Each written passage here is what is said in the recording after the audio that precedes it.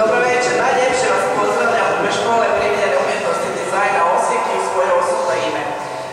Htjela bih vas sve pozdraviti, a pre svega našu vjernu prijateljicu, gospođu Ljerku Hedu, v.d. ravnateljicu Gradskih galerija, vječnu ravnateljicu, ako mi to drugi voli radi. Također pozdravljam sve učenike naše, sve profesore i goste.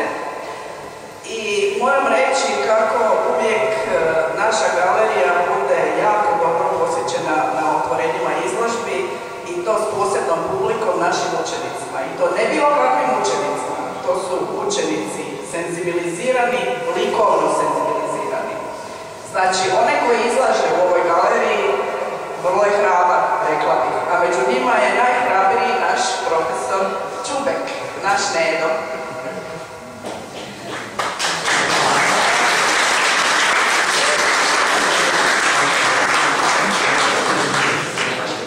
Oduvijek mi je na silnim otvorenjima izložbi bilo najgore poslušati različite govore, tako da ja ću stvarno jako skratiti. Međutim, ovo što vidite po cijeloj školi, ne samo u ovoj galeriji, ove crteže, ova pregršt snoviđenja, rekla bih, mašte predivne koja nas ne iznenađuje, koje poznajemo našega Čubeka. No, kada budete jednoga dana mislili kako su vam ovi crteži i ova snoviđenja izašli iz nekih ladica u glavi, onda će nas sačekati izložba slika Čubeka. Jedva čekamo.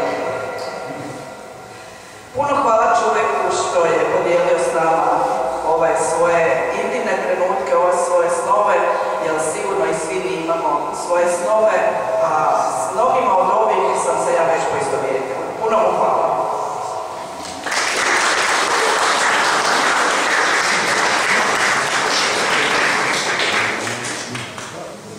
Dobro večer svima. Moram reći kako već nekoliko godina surađujem sa kolegom Čubekom na svim ovim izložbama koje imamo u ovoj našoj lijepoj galeriji.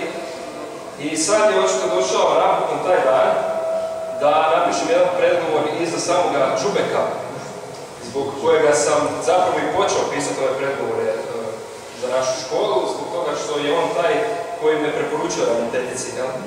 Tako da evo, hvala Čubeku na tome.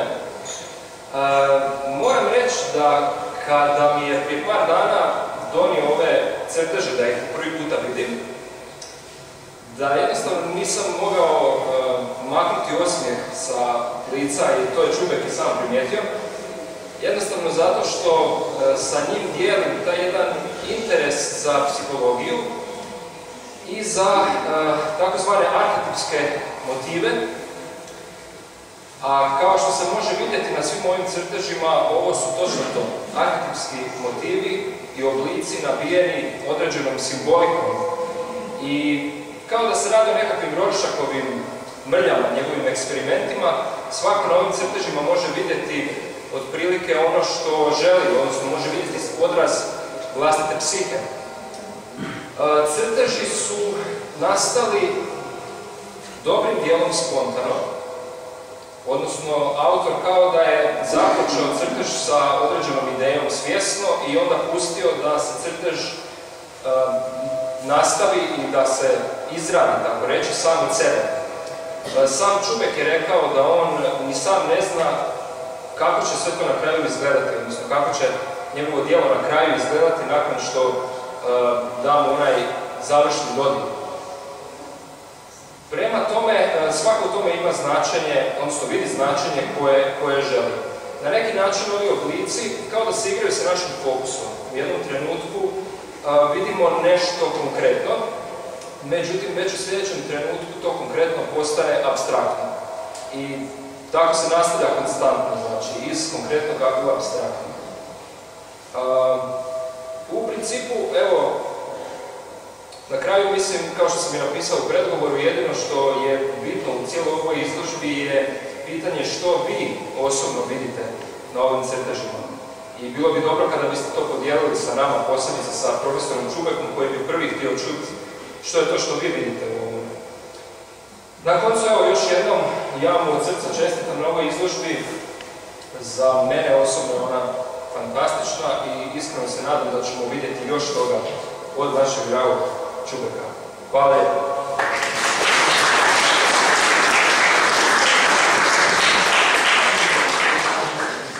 Pa evo, ovaj puta ja nemam ništa reći. Jer ljudi su rekli, crteži govore još više od mene, a do sada sam uvijek govorio na tuđim otvorenjima. Pa prema tome, vrlo kratko, nadam se da ćete uživati u ovoj izložbi, u ovim crtežima koji su izvedeni u tehnici tuša i bambusove trske i gušćeg pera.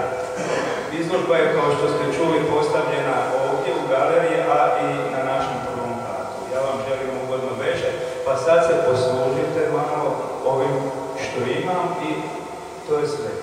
Hvala.